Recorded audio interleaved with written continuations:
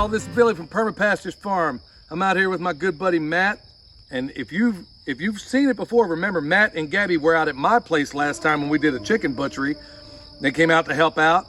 So you want to check him out at Sovereign Village, and you also want to check out Gabby at Finding Country.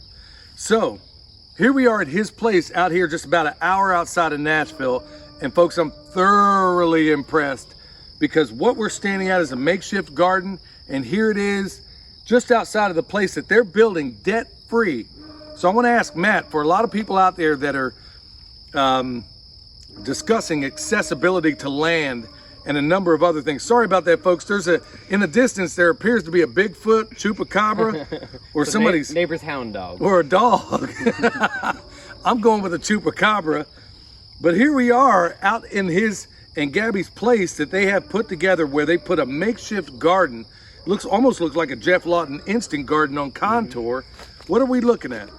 This was because we've had to wait on our actual design for our permanent infrastructure and our swales and all those kinds of things. We just wanted to start something right now. We're farming mostly off-site because we live off-site while we build this out. So that's where our main garden is, but we have a lot of extra tomato plants, and we wanted to start growing something here while we build the house. So we had this one patch cleared. We didn't want to clear any of this land until we identified every single tree. And so while we're waiting, we figured, well, we got one little patch right here, and we're surrounded by mulch. So a lot of this is just mulch from these surrounding trees and leaves, and straw brought in from the other site. So we did do kind of a Jeff Lawton style, sort of an informal lasagna garden. I did it only a few months ago, so the soil didn't have time to improve as much as I'd like. But then we added a little bit of compost, but we didn't till. We just dug up where we were going to plant. And as you can see, that worked fine. We just added the compost in little piles, so that made it really easy to start. So it just gave us something, so we have a garden on site, we have a little bit of food on site, and we have an extra place to start growing while we finalize our design, because none of this is too permanent.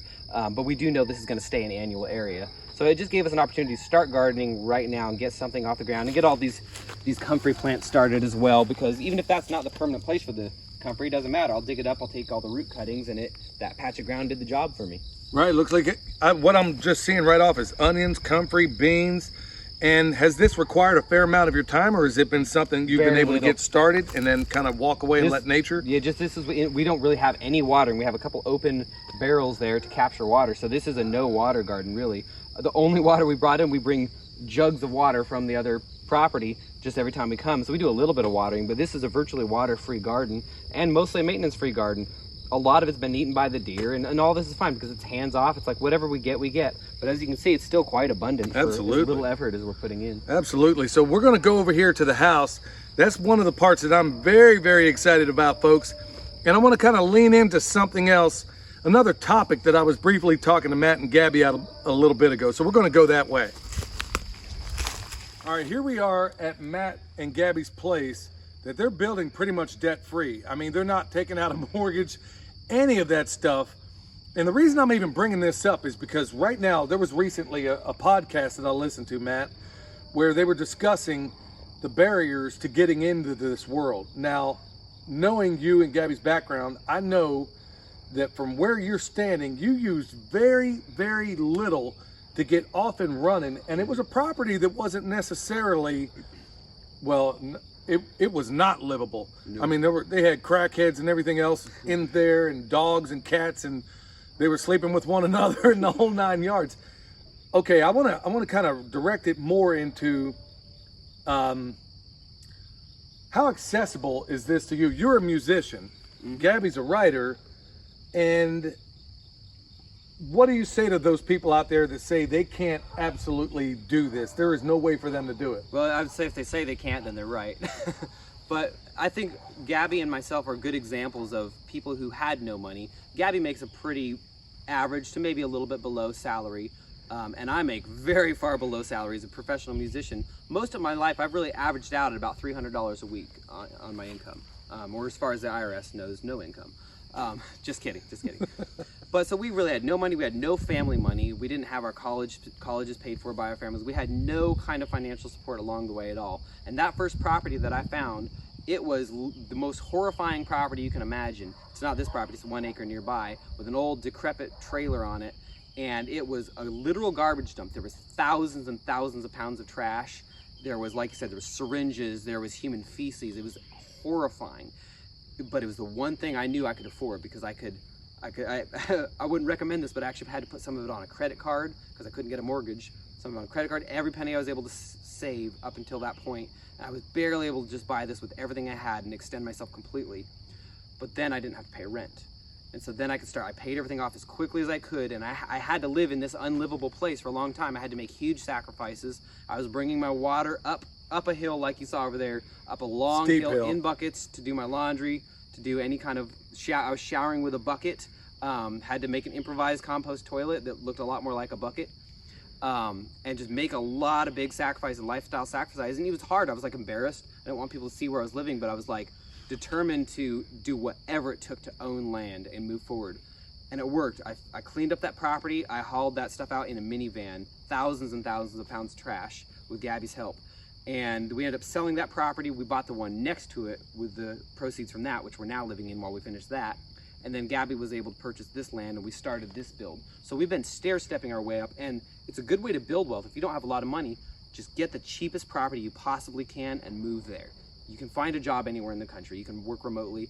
Last I checked, there were $500 lots in Arkansas. You can buy an RV lot, like 40 by 100. It's real small, but it's livable, it's workable, no building codes. You can find these little patches of really cheap land around the country. Anybody can save $500 or $1,500.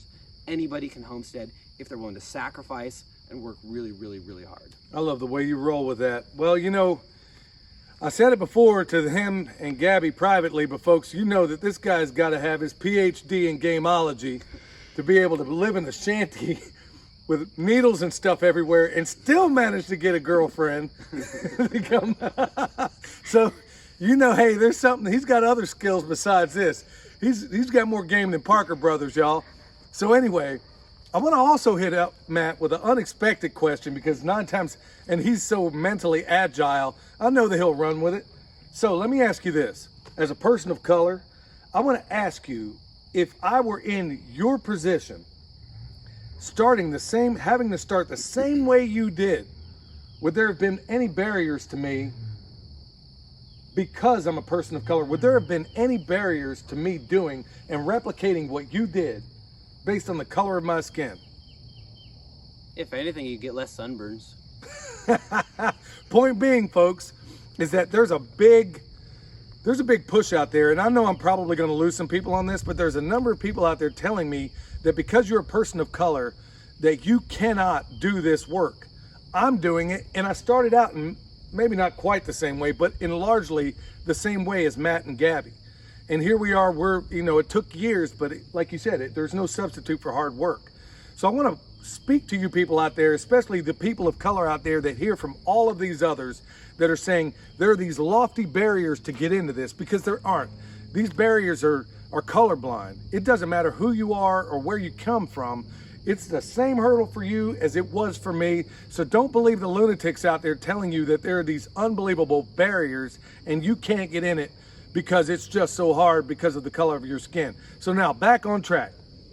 Talk to me about this house and how you two were able to do this debt-free, unbelievably. I mean, because I saw the previous place we were at, y'all. You wouldn't believe it. And the transformation is astonishing. And the place they're working on now, equally so. They're about to get rid of that and move into here. Please tell me what we got on and what, in world of the permaculture world, exactly how you intend to handle your water, what's your management, what's your plans for this place?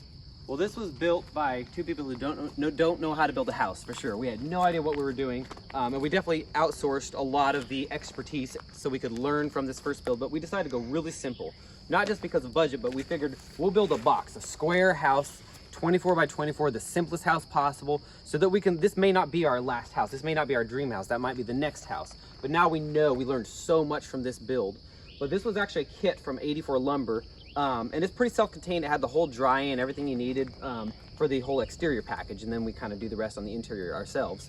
So it was a really accessible price. Of course, we got in before the lumber got really crazy, but eventually it'll likely come back down. But so we didn't really need to have a lot of expertise. So we got the kit, we got it on the ground, cleared the site ourselves, consulted with some, people that knew earthworks, and just researched. No matter how much research you do, it's never enough, but we did as much as we could. And so we did bring in a contractor to do a lot of the stuff that we just weren't comfortable with. We didn't have the tools we needed, and in retrospect, I would have liked to do more myself, but it was really overwhelming. It was the beginning of everything in March where it was like, we need to just get this up as fast as we can. So we got them to do the dry in and get that up. And from here, we're gonna finish the interior ourselves.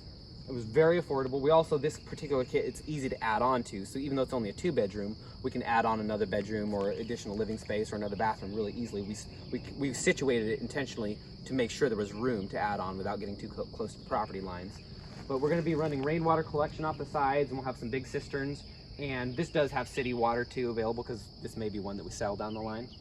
But the rainwater collection will then feed everything downhill from it. They'll feed all of our annual beds, like the one you saw earlier in the video. Right. That's just probably slightly downhill, so we can run lines all the way over there, and ideally have really passive irrigation of our stuff just from free rainwater. And then we also have an extra water source for drinking. We can run that through our filters. If anything ever went down. In fact, this county actually had water problems once, and nobody had water for a few weeks. That was when we first moved here. So given that that's a real possibility, to have a secure water supply will be nice. And then we're gonna basically kind of Gaia's garden this, if you've ever read that book. It's a great book.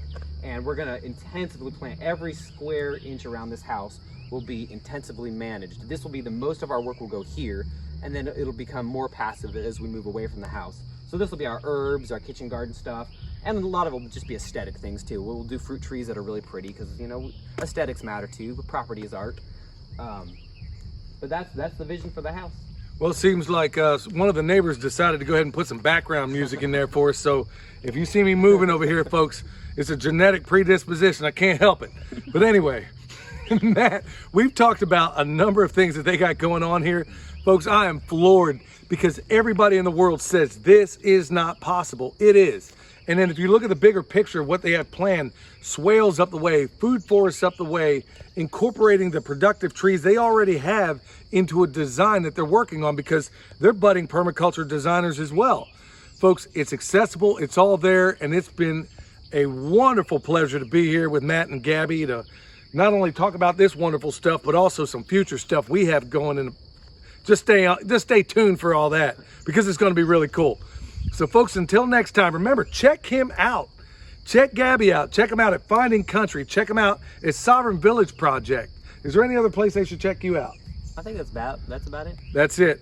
This is my man, Matt. This is Billy the Permaculture Pimp Daddy, where PIMP stands for Permaculture is my passion. And right here is the reasons why. We'll see you next time.